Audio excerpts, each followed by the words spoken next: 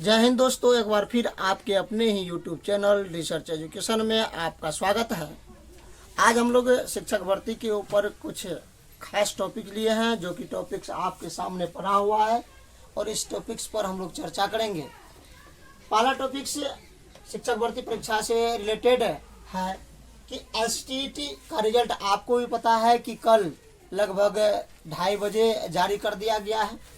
तो एसटीईटी में लगभग 89 से 90% अभ्यर्थी पास हुए हैं, जो बधाई के पात्र हैं। ऐसे स्टूडेंट जो इस पात्रता परीक्षा को पास किए हैं, वो उसके लिए हमारे तरफ से हार्दिक शुभकामनाएं, बधाई के पात्र हैं।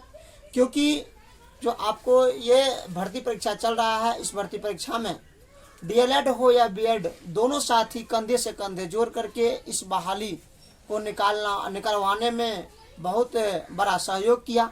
लेकिन सुप्रीम कोर्ट के आदेशानुसार जो आदेश आया है, उस आदेश के अनुसार कहा गया है कि 1 to 5 में बीएड को अमान्य है।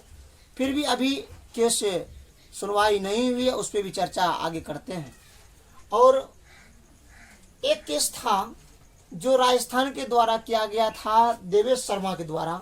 वो कल बीएड के तरफ से जो केस किया गया था, वो केस कल डिस्पोज हो चुका है, आपको भी पता होगा।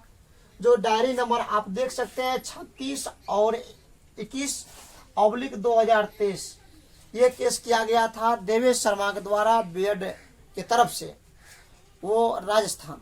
अब आगे बात कर लेते हैं कि क्या एनआईओएस केस पर क्या हुआ। आपको भी पता है कि कल एनआईओएस केस पर जो है ये चर्चाएं चल रही थी। ये मतलब केस जो है, कल इस पर कुछ लगभग 5 मिनट तक बहस हुई। 5 मिनट तक बहस होने के बाद इसमें फिर इस केस को आगे बढ़ा दिया गया है।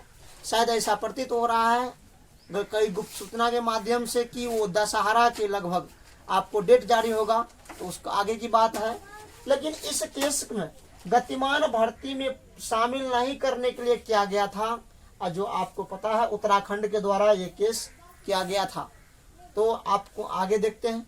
लेकिन अब ये बात तो तय है कि जो भी एनआईओएस डीएलएड है, लगभग उसको जो भी अभ्यर्थी 18 महीने के कोर्स के कारण उसको बहिष्कार कर रहे हैं। तो ये आपको मैं बता दूं कि 18 महीने के कोर्स था, लेकिन 6 महीने का जो है एसईपी थे, जिस वजह से वो 2 साल हो चुका है। तो वो केस का जीत होना चाहिए, लेकिन ये समय टलते टलते एक ना एक दिन एनआईओएस का जीत होना चाहिए। लेकिन फिर भी सरकार पर यानी सुप्रीम कोर्ट पर कुछ नहीं कहा जा सकता है, और इसका जवाब आने तक हम लोग का भी इंतजार रहेगा। अब देखिए, कल के डेट में कल नहीं, पटना हाई कोर्ट ने भी एनआईओएस डीएलएड का जो डिप्लोमा है, इसमें भी कहा कि better than other diploma case. कहने का मतलब ये जो दूसरा कोई डिप्लोमा केस है, उससे सबसे अच्छा है कौन सा कोर्स, ये डिप्लोमा एनआईओएस। ये हमारे माननीय सुप्रीम कोर्ट के नीचे जो हमारे पटना का हाई कोर्ट है, उसके द्वारा कहा गया है जज के माध्यम से। अब आगे बात कर लेते हैं कि एसएलपी केस कब होगी सुनवाई। आपको पता है कि बीएड धारी के तरफ से सरकार सुप्रीम कोर्ट में एसएलपी दर्ज किए हैं, और एसएलपी के माध्यम से आपको बता दूं मैं कि केस जो हुई है उसकी सुनवाई आपको डेट मिल चुका है। आप लोग भी पता है कि अगर पता नहीं है तो समझ लीजिए कि 9 तारीख के अर्थात 9 अक्टूबर के को इसका जो है जजमेंट आएंगे। इसका जो है सुनवाई 9 तारीख हो गए, 9 अक्टूबर।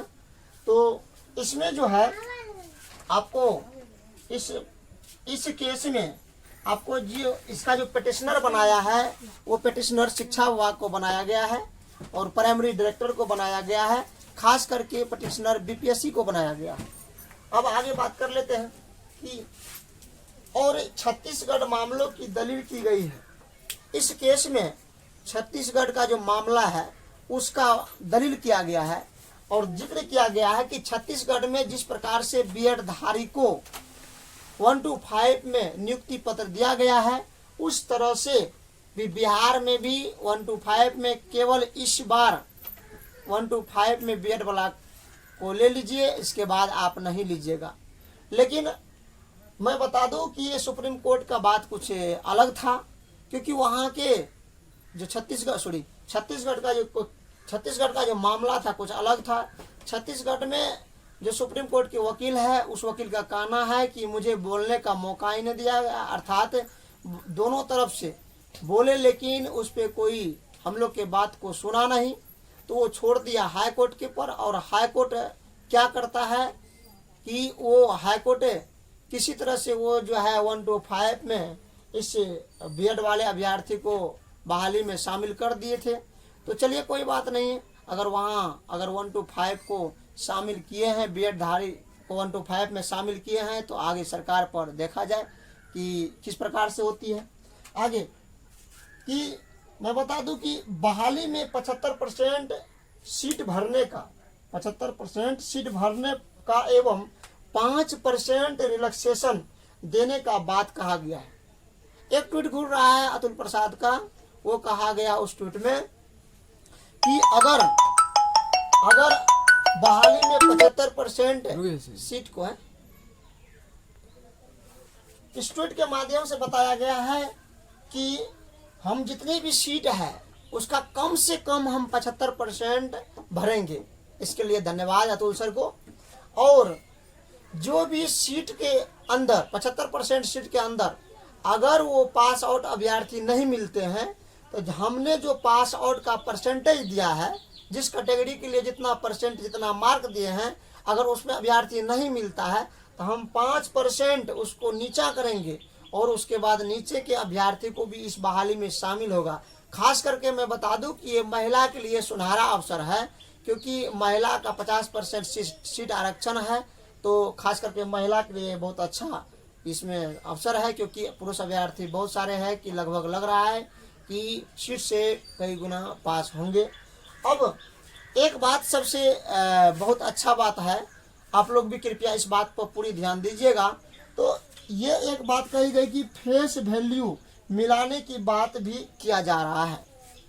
बताइए कि फेस वैल्यू का अर्थ क्या होता है। अगर नहीं जानते हैं तो मैं बताता हूँ कि जो अतुल प्रसाद का जो ट्विटर अकाउंट है या फेसबुक अकाउंट या कोई भी अकाउंट किया न हो, तो वो शिक्षा विभाग अतुल प्रसाद एवं बीपीएससी के जो भी वहाँ पे मेंबर है, सभी मेंबर का जो ट्वीट अकाउंट है, खास करके अतुल प्रसाद सर का, उसके ट्वीट अकाउंट पर जो अभ्यर्थी है अभद्र भाषा का प्रयोग करते हैं।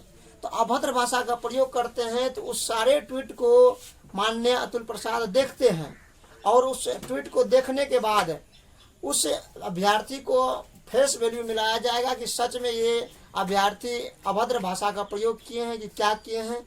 तो उस तरह से आपको बहाली में भी दिक्कत हो सकती है। इसीलिए आप किसी भी अधिकारी का ट्वीट या और कोई आईडी पर जा करके अभद्र भाषा का प्रयोग न करें तो बहुत अच्छा होगा।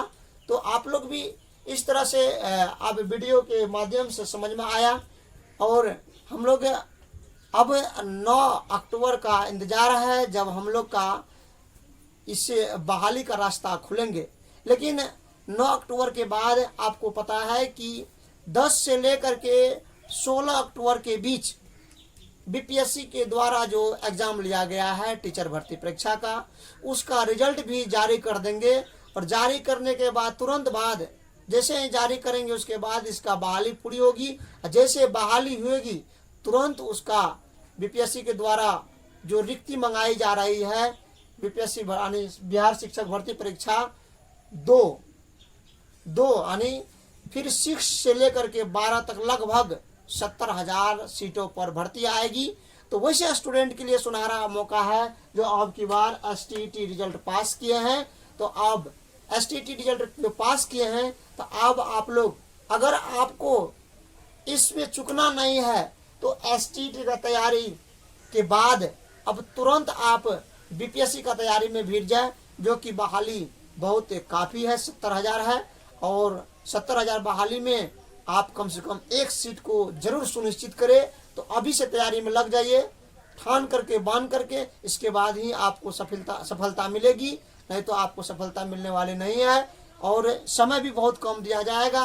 अगर उसका डेट, फॉर्म भरने का डेट आया तो बहुत जल्दी, लगभग जिस प्रकार से ये भर्ती परीक्षा का डेट दिया गया उसका बहुत जल्दी परीक्षा भी ली जाएगी।